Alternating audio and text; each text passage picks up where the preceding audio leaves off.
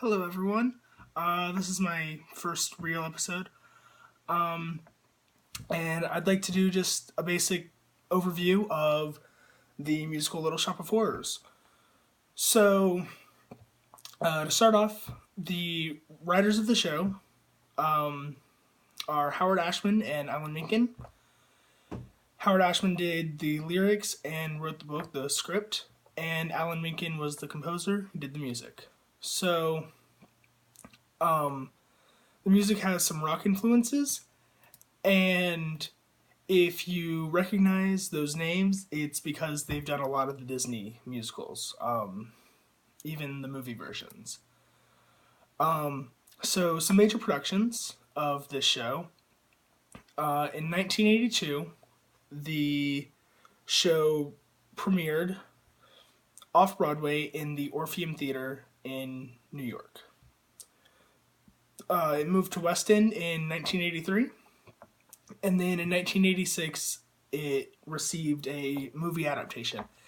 And while it follows a lot of similar things that the musical has, uh, in terms of the plot, you know, same characters, same general idea.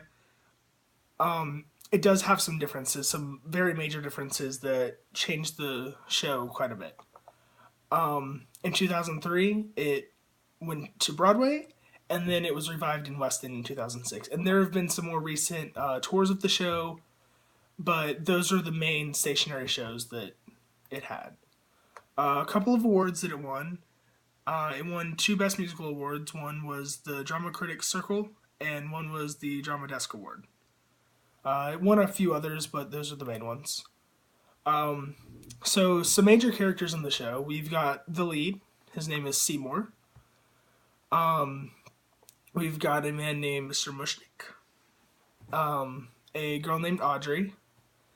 And then there's a plant, which I'm sure everyone's seen the poster. His name is Audrey too. You've got the dentist, whose name is Orin Scrivello. And then there's a trio of singers. And they kind of act as the narrators of the show.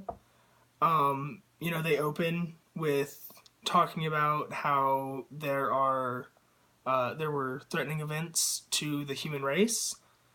And then the show closes with them talking about how Audrey 2 has essentially taken over America, and it's kind of assumed that it takes over the world. So, kind of my take. I think it's a lot like Disney gone wrong. It's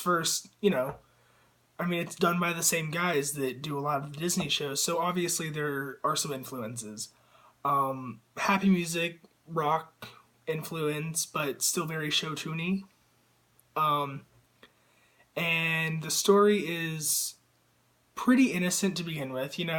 Kid working in a plant shop, man takes him in. The kid has nothing, and this man takes him in, and the kid works in the plant shop that this man owns. And then it starts getting darker from there. Plus the end of the show, God, that's dark.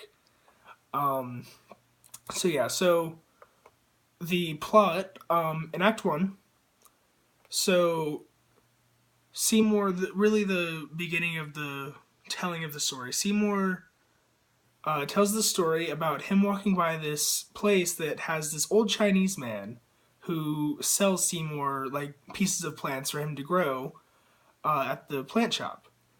And he explains that he was just going to pass by this guy because he didn't really see anything interesting in this plant shop. And suddenly there's a total eclipse of the sun, and this strange plant appears in this Chinese guy's little store. And Seymour buys it off of him for practically nothing. And he starts trying to make this plant healthier. And he does this in an attempt to get Mr. Mushnick off of his back about there not being any customers. And as he's trying to heal this plant, he sings a song called Grow For Me. And during the song, Seymour explains that, he's tried all kinds of different things to make this plant um, better, um, put it in different climates, um, given it different types of plant foods, and nothing seems to be working. And as he's singing the song, Seymour pricks his finger on a rose thorn. And suddenly the plant starts making these little sucking noises. And Seymour realizes that the plant wants his blood. And Seymour says something to the effect of, a few drops couldn't hurt, just don't make a habit out of it. And a little bit of foreshadowing there. So, eventually this plant starts drawing customers. He puts it in the window. And, I mean, think of it as a cool-looking Venus flytrap. Like I said, if you've ever seen the poster, it's very cool-looking. And eventually Seymour becomes kind of a local celebrity. You find out that Seymour likes Audrey, who's another character, and Audrey kind of has some feelings for him, but she's in an abusive relationship with the dentist. And kind of at the same time, Mr. Mushnick realizes that if he wants to keep making money off of this plant, he's got to make sure that Seymour is attached to him in some way.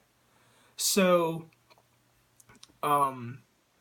Mushnick, even though he's abusive to Seymour, he decides that the only way to do this is to adopt him as his son. And he does that, and Seymour kind of is confused at first because he's like, you never treat me well. Why are you trying to do this? And eventually Mr. Mushnick goes, it's okay, just, I was kidding. And Seymour accepts. So, over time, the plant has gotten larger, and eventually he starts needing more food because he's bigger. And you have to remember that this food that he's having is human blood. So, Seymour doesn't know how he's supposed to feed this plant that's always hungry. And this plant starts talking. And it convinces him that there are people in the world that need to die. And Seymour kind of is taken aback by that at first, and eventually the plant convinces him that that's true. And as that's happening, he sees or hears the dentist being abusive to Audrey. And like I said, Seymour kind of has a crush on her. So he gets kind of mad about that. So Seymour decides that he's going to go and kill the dentist and feed it to the plant. And, it's a win-win. The dentist isn't there, the plant gets food, and he gets Audrey because there's no more dentist. So Seymour goes to the dentist's office and realizes that he can't pull the trigger. Literally, cannot pull the trigger on the gun. And he kind of gets lucky because the dentist is a shady kind of guy, and he does some bad things. And when Seymour goes into the office, the dentist is using the laughing gas to get himself high, basically. And the dentist is doing that, while he's in there. And the dentist decides, he's had enough laughing gas, and he's going to take it off. But the mask gets stuck. And Seymour's like, oh, this is great. I don't even have to actually kill him. I can just sit here and wait for him to die. And the dentist is like, come on, dude, help me. I'm going to choke here. I'm going to die from asphyxiation. And he does just that. And Seymour brings him to the plant and feeds him to the plant. And that's pretty much the end of Act 1. The second act starts with a song called Call Back in the Morning. And Audrey and Seymour are frantically answering the phones, talking to potential customers that all want to buy from this shop because it's suddenly gotten this huge success after Audrey 2. Audrey and Seymour, pretty soon after that, become a couple. They have this big song, it's a duet called Suddenly Seymour, and Seymour explains that he'll always be there for her, and she agrees that he's always been there for her. And Mr. Mushnick comes to Seymour one day and tells him that he's a little suspicious of him because he thinks that Seymour is behind the disappearance of the dentist, which he is. And Mr. Mushnick explains that, he didn't really know who was at first, but Seymour is suddenly with the girlfriend of this guy who's disappeared, and Seymour never really liked him anyways, and, it's perfect. So Seymour's like, all right, I'll go to the police office, prove to you guys that I'm innocent. And he says, but don't you want to grab the checks for you to deposit so that you can kind of save some time? And Mr. Mushnick goes, oh yeah, good idea. They're in the safe, right? And Seymour replies saying that he put them in the plant because he couldn't remember the safe combination. And Mr. Mushnick's a little angry with him. And he's like, all right, fine, how do I get them out of the plant? And Seymour says, just knock. And Mr. Mushnick knocks on the plant, and it opens its mouth and eats him. So now Seymour's got nobody on him. So Seymour leaves for a little bit, and the plant ends up talking to Audrey about the fact that Seymour's basically killed the dentist and Mr. Mushnick. And the plant tries to eat Audrey. And Seymour comes in and tells him to stop and gets her out of the plant. And Audrey decides to let the plant eat her. And she says they'll always be together now because she's with the plant. And it's a little funny because earlier in the show, she has this song called Somewhere That's Green, and she talks about how all she really wants in life is to settle down with Seymour in somewhere that's green, a house with, green grass. And right before she decides to go into the plant, she says that she's going to be somewhere that's green. So a little funny there. And after this happens, Seymour gets approached with an offer to start growing more Audrey 2s, basically. And he freaks out because he's like, oh no, it's kind of getting out of hand. Because if every person in America has an Audrey 2, there's not going to be an every person in America.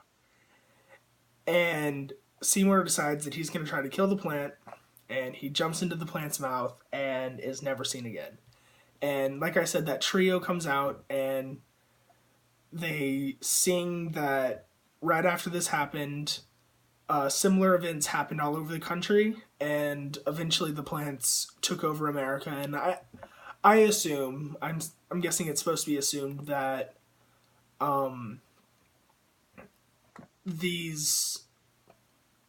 that after it takes over America, it takes over the rest of the world.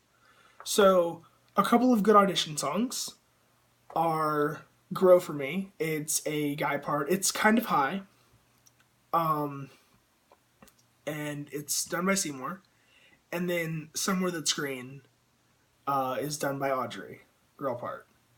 And then a couple of duets, a few duets. So you've got Mushnick and Son. It's between Seymour and Mr. Mushnick. It's the song that he's really trying to convince him to be his son.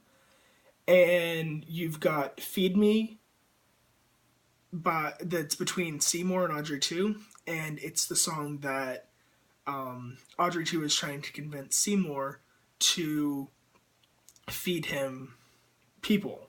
And that's when he decides to really go after the dentist and kill the dentist.